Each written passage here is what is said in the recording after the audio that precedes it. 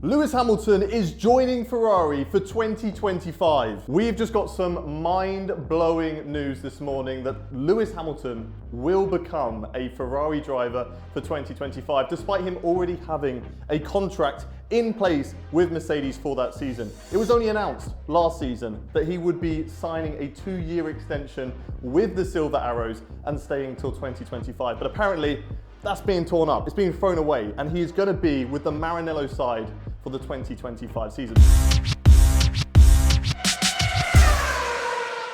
So what does that mean? For Ferrari, they've recently just extended Charles Leclerc's contract as well. So they're going to have Charles Leclerc and Lewis Hamilton in the team, which for me as an F1 fan is probably one of the most exciting team lineups I have ever seen. How is that going to work? Ferrari have always, in history, had a number 2 driver and a number 1 driver. Whereas it looks like right now, it's 2 drivers who are going to be wanting to be number 1. So I'm very excited to see that inter-team battle that's going to develop between Lewis Hamilton and Charles Leclerc. What is Charles Leclerc going to do? This is his time for him to prove himself. He's always been one of the hottest talents in Formula 1, but over recent years, when it's come to maybe battling for a championship, notably 2022, there was a few mistakes creeping in there from him, as well as the elephant in the room, that he is one of the highest pole position drivers not to convert those into race wins. So this is his time to shine against a 7-time world champion. But also, what does that mean for Ferrari? Have they got something behind the scenes going on that is exciting Lewis Hamilton and make him think, do you know what, if this is my chance to get an 8th title,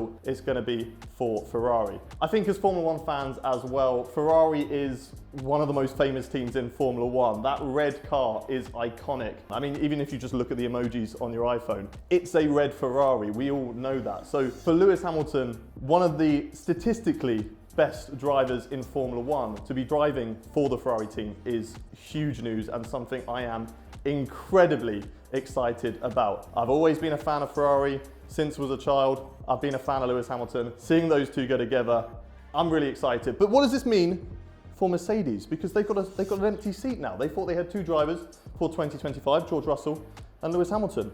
So who goes into that seat? Well, Carlos Sainz, if he's leaving Ferrari, could be a notable option. Do Mercedes go there? I think Carlos Sainz has been one of the stronger drivers for Ferrari over recent season. I think Charles Leclerc has the natural pace, but Carlos Sainz has been maybe the more intelligent, more consistent driver. He's been able to get those results. He got the only non-Red Bull win last year in Singapore and played an absolute stellar tactical game against the rest of the field to make sure he held on to that win. So I think strategically, he is one of the strongest drivers and a good driver to put up alongside George Russell. Or do Mercedes maybe look at having George Russell going into that number 1 spot and bringing on a younger driver? They have Mick Schumacher in their ranks as a reserve driver. Would he be bumped up into that full-time role? Or is it too soon? Does Mick Schumacher need another midfield team to prove himself? There's also a driver that's under the radar, but if you know about feeder series, he is a very exciting prospect. And that is Kimi Antonelli, currently joining the F2 grid for 2024. Now, Kimi Antonelli,